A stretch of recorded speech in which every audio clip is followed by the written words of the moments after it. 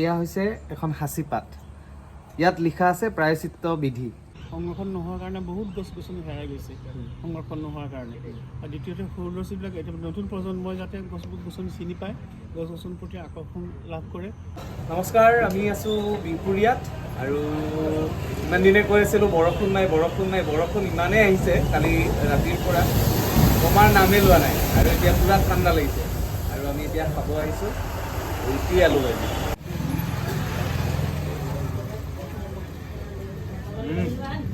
ধুনীয়া। আমাৰ ব্ৰেকফাষ্ট হৈ গ'ল আৰু আজি আমাৰ দিনটোত কেইবাটাও প্ৰগ্ৰাম আছে আৰু এতিয়া কাম আৰম্ভ কৰিছোঁ। লগে লগে আমি ব্লগো বনাই যাম আৰু আমি এতিয়া গৈ আছোঁ আমাৰ নেক্সট লোকেশ্যন নাৰায়ণপুৰলৈ।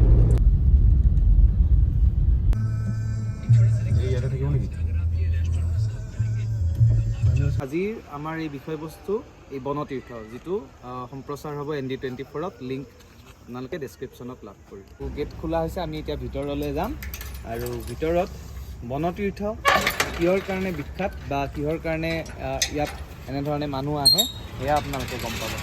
কি স্পেচিয়েল বনতীৰ্থ সেয়া আমি আপোনালোকক ক'ম।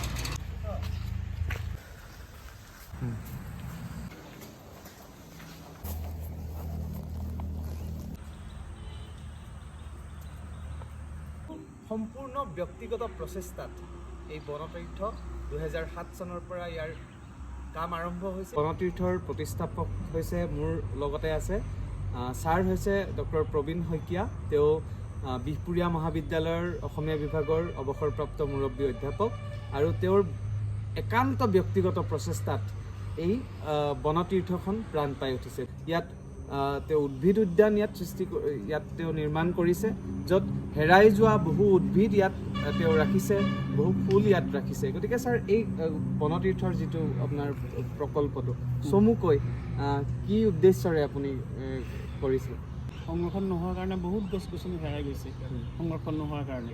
আৰু দ্বিতীয়তে সৰু ল'ৰা ছোৱালীবিলাক এতিয়া নতুন প্ৰজন্মই যাতে গছ গছনি চিনি পায়, গছ গছনিৰ প্ৰতি আকৰ্ষণ লাভ কৰে, সিহঁতেও সংৰক্ষণ কৰাৰ কাৰণে যিটো মনোবৃত্তিটো সিহঁতৰ যদি আহি যায়, সেইবোৰ কাৰণে কৈছোঁ। সেইকাৰণে মই একেলগতে উদ্ভিদ প্ৰকল্পৰ লগতে শিশু প্ৰকল্পও লৈছোঁ। সেইটো কাৰণতে আৰু উদ্দেশ্যটো সেইটোৱেই, সংৰক্ষণ।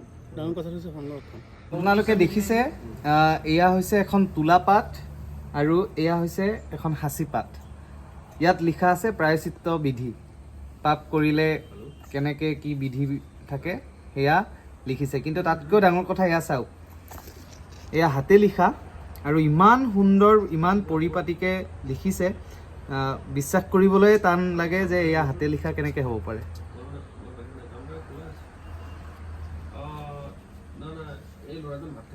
এইটো ছাৰ, আমি য'ত উপস্থিত আছোঁ ছাৰে এয়া সংৰক্ষণ কৰিছে। আৰু এই যিটো কাগজটো ছাৰ, এইটো কেনেকৈ তৈয়াৰ কৰে? এইটো হাতেৰে তৈয়াৰ কৰা কাগজ। আগৰ দিনত তোলাবিলাক, কপাহ তোলা এইবিলাক নি বহুত দিন গেলাই থৈ দিয়ে।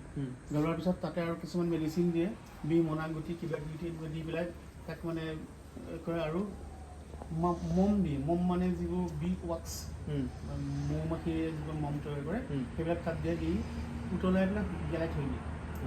গেলাই থোৱাৰ পিছত মিক্স যেতিয়া হৈ যায়, বহুত দিনৰ পিছত মণ্ডখিনি বেলনাৰে নিচিনাকৈ বেলি চেপেটা কৰে, যিমান প্ৰয়োজন সিমান চেপেটা কৰি পিছত তাৰ জোখমতে কাটি পেলাই এই পেপাৰটো তৈয়াৰ কৰে। আৰু এইখন হ'ল হাঁচিপাত। হাঁচিপাতৰ এইটো তিথি তত্ত্ব। ইয়াত কি আছে ছাৰ? ইয়াত তিথি সম্পৰ্কত কোন তিথিত কি কৰিব লাগে, কি নকৰিব লাগে, কি কৰিব পায়, কি কৰিব নাপায়, সেইটো কথা উল্লেখ। যদি আপোনালোকে অধিক গাঢ়ভাৱে জানিব বিচাৰে বা সবিশেষ যদি জানিব বিচাৰে, আমাৰ ND24ৰ অনুষ্ঠানটো চাবলৈ নাপাহৰিব। আৰু সেই অনুষ্ঠানটোত কেনেধৰণে বনতীৰ্থখন তৈয়াৰ কৰা হৈছে, কি কি ইয়াত সম্পদ বুলিয়ে কৈছোঁ, উদ্ভিদ নকওঁ, কাৰণ বহুত হেৰাই গৈছিল, তেওঁ আনি ইয়াতে সেইখিনি সংৰক্ষণৰ ব্যৱস্থা কৰিছে। আটাইখিনি আঁতিগুৰি মাৰি ND24ৰ অনুষ্ঠানটোত, দস্তাবেজৰ অনুষ্ঠানত আপোনালোকে চাবলৈ পাব।